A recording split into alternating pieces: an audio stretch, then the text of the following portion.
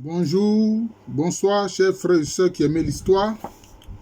Nous allons poursuivre la série de vidéos sur l'ouvrage de Boubou Hama intitulé Écrit sur le Soudan. Écrit sur le Soudan. Alors, dans ce chapitre-ci, il montre la variété, la diversité des cultures et des hommes en Afrique. Alors, Boubou Hama écrit: la variété des hommes et des cultures est due à l'immensité de l'Afrique, à la diversité de ses habitants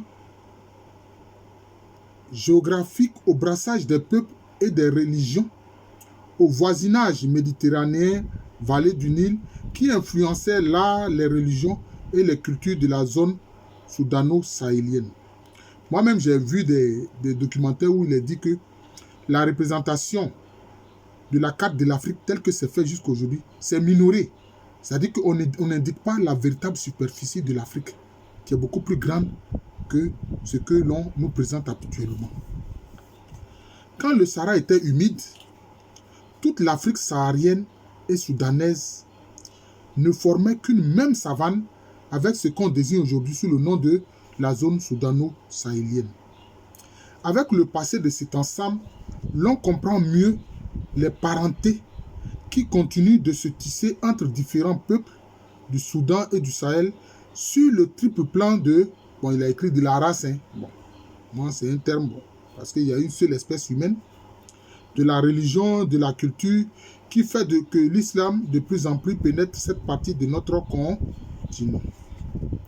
Et vous voyez, il évoque les brassages. Voilà.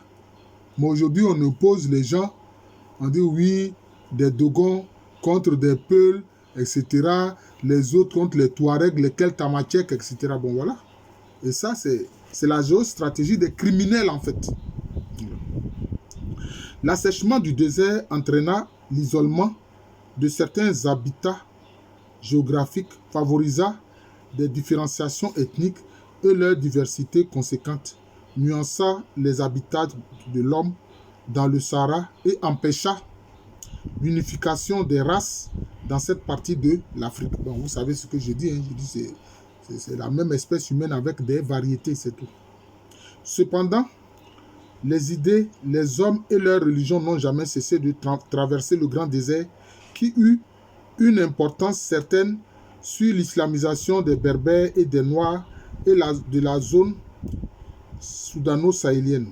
Ces derniers émergeaient de l'histoire dès la fin de l'Antiquité, vers 300 ans après le Christ, époque à laquelle l'ancien Ghana formait, c'est-à-dire l'empire du Ghana, formait déjà le premier royaume qui ne sera détruit qu'en 1076 de l'ère chrétienne par les Almoravides.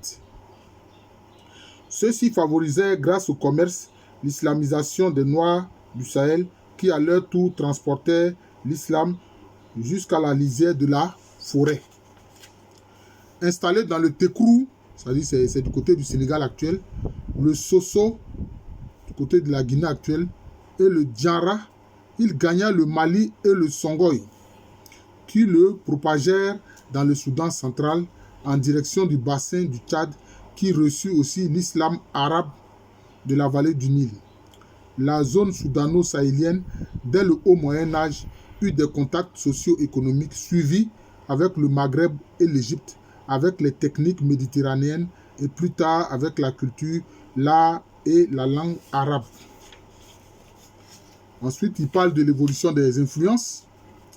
Bien avant le christianisme et l'islam, la zone soudano-sahélienne recevait dans le domaine des croyances les apports religieux des peuples méditerranéens. Parce qu'il faut dire qu'en fait, le nord était d'abord une région qui avait été christianisée, c'est-à-dire le Maghreb actuel avait été christianisé. C'est par la suite que les Arabes, à partir du 8e siècle, vont, à la force de l'épée, faire pratiquer l'islam. C'est ça. Tertullien, il était du nord.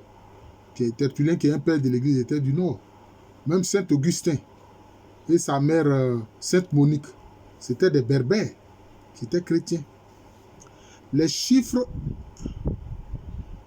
ésotériques, c'est ce qui est écrit, sont communs au peuple de l'Afrique noire et à ceux de l'écriture Le chiffre 7 correspond à la semaine. Il est le chiffre du couple, celui de l'homme qui est 3 et celui de la femme qui est 4. Vous voyez, c'est curieux, hein? Mais chez les peuples Nzema, les Akans Nzema, hein, qui vivent au sud-est de la Côte d'Ivoire et au sud-est du Ghana actuel, pour eux aussi c'est la même chose. Ils disent que l'homme là, pour lui, son chiffre c'est 3. Et ils disent que Gagnon dit à Odin 100 c'est 3. Et que l'homme masculin, pour lui, c'est 3. Allez dire Odin non. Pour la femme, c'est 4. Et voilà ce qui est confirmé ici. Et que nos ancêtres sont les mêmes. Voilà, avec les mêmes croyances, les mêmes pratiques.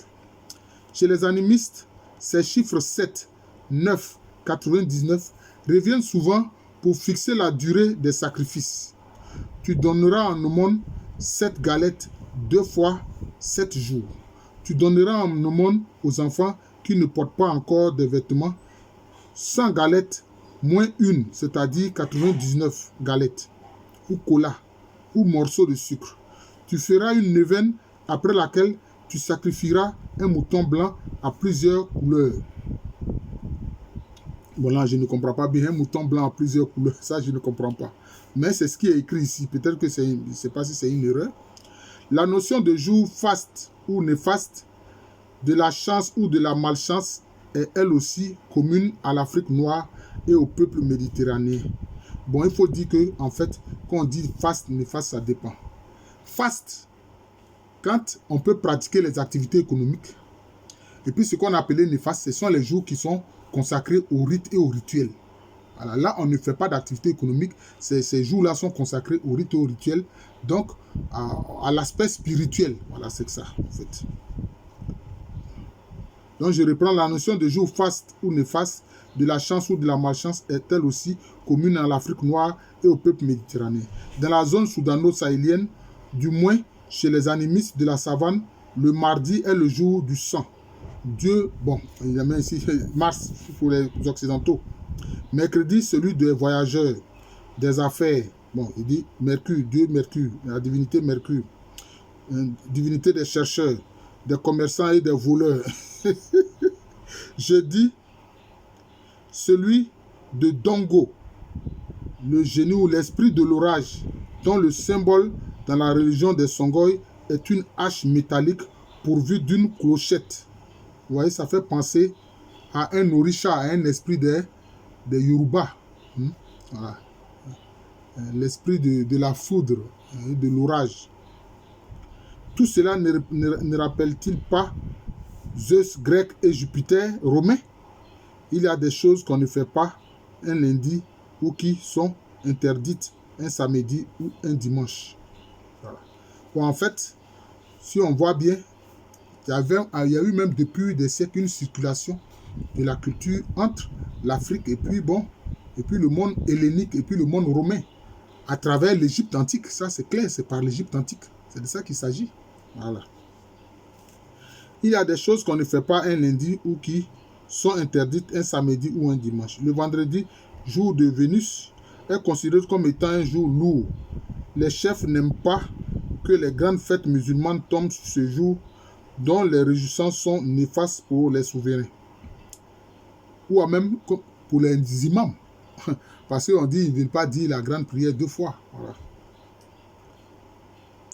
Il y a également la considération apportée par l'islam au lundi et au vendredi, jour de mariage pour les jeunes filles et les femmes. Bon, curieusement, ici en Côte d'Ivoire, moi j'ai constaté que les musulmans, c'est les jeudis qui font leur mariage en général, les jeudis. Pour le musulman, le vendredi est le jour faste par excellence. C'est le jour de la grande prière. Ici, la communauté des cultures, sinon celle de leurs origines, apparaît dans une ère géographique dont l'unité, au moins, de voisinage ne fut jamais interrompue. Par exemple, chez les peuples Akan, le peuple Akan le plus connu, c'est le peuple Ashanti. Vendredi, c'est le jour qui est dédié à la terre, à l'esprit de la terre, et qui est perçu comme un être féminin. Elle servit dès la fin de l'Antiquité de toile de fond des échanges commerciaux, fructueux suivis de rapports techniques et culturels qui contribuaient à donner les visages particuliers du Sahara, du Sahel au Soudan où était connu depuis très longtemps l'équitation, l'usage du mors, c'est-à-dire ce qui tient la bouche de choses du cheval, de l'étrier et de la selle, l'élevage du chameau. Le métier horizontal à tisser les bandes de coton est probablement originaire du septentrion de notre continent. Mais ça ne vient pas des Européens, hein, jamais. Voilà, ça vient des Africains. Même si la côte ici, la côte Kwakwa, une partie de la côte d'Ivoire, entre Grand Laou et puis Assini, il y avait des tissus qui étaient tissés qu'on appelle... C'est pour ça qu'on a appelé cette partie de la côte des 6 bandes et des 5 bandes par rapport aux bandes de tissus qui se faisaient. Avec le développement de l'empire du Ghana, le Maghreb augmenta le volume de ses échanges avec les pays des Noirs. Il troquait le sel du Sahara contre les esclaves et l'or du Soudan. La tolérance de l'animisme permit non seulement la cohabitation pacifique des Arabo-Berbères et des Noirs, mais aussi, fait très important, l'installation des musulmans auprès des Noirs.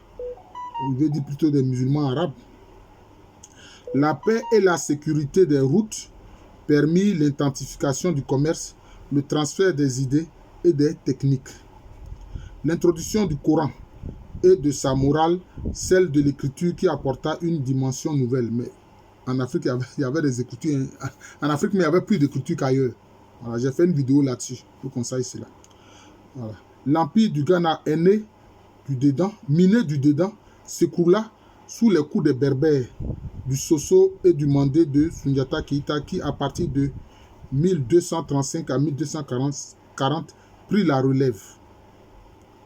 À la mystique animiste, l'islam apporta une morale, une autre conception de la vie et du monde, dans sa forme berbère pleine de soufisme, très voisine des croyances des Noirs. Les princes, les généraux adhérèrent à la nouvelle religion qui devint celle de l'aristocratie commerçante dont la fortune était liée au négoce avec le monde musulman. Celui-ci finit par s'incruster dans les villes comme Djenné, Tombouctou, Gao, Agadez et Kano. L'intelligentsia de ces dernières villes fournit aux empires noirs des secrétaires, des conseillers, puis des guides de conscience qui orientaient l'action des princes. L'écriture permit de mieux régler les rapports entre l'Afrique noire et le monde musulman, de mieux organiser l'administration. L'usage de l'écriture se répandit et les souverains du Soudan s'intéressèrent aux mosquées, aux écoles coraniques, à leurs bonnes relations avec les sultans musulmans. Alors je pense que je vais m'arrêter là, parce que sinon la vidéo risque d'être un peu trop longue. Voilà. Donc je vous remercie. On va poursuivre cela. On va poursuivre cela.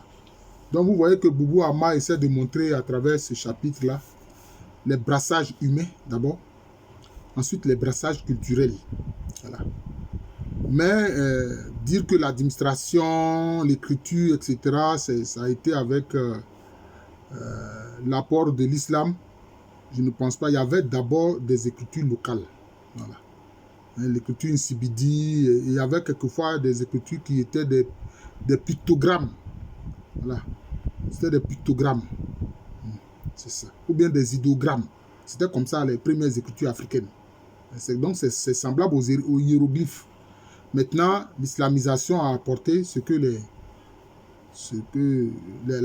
Arabes apportent, c'est-à-dire l'écriture arabe, etc. Je pense que c'est comme ça qu'il faut comprendre la chose. Je vous remercie. Je suis le professeur Alou Kwame René, professeur titulaire d'histoire à l'université Félix-Houphouët-Boigny, une université qui est à Abidjan, à Cocody. C'est en Côte d'Ivoire, un pays situé en Afrique de l'Ouest. Merci et bonne journée à tous.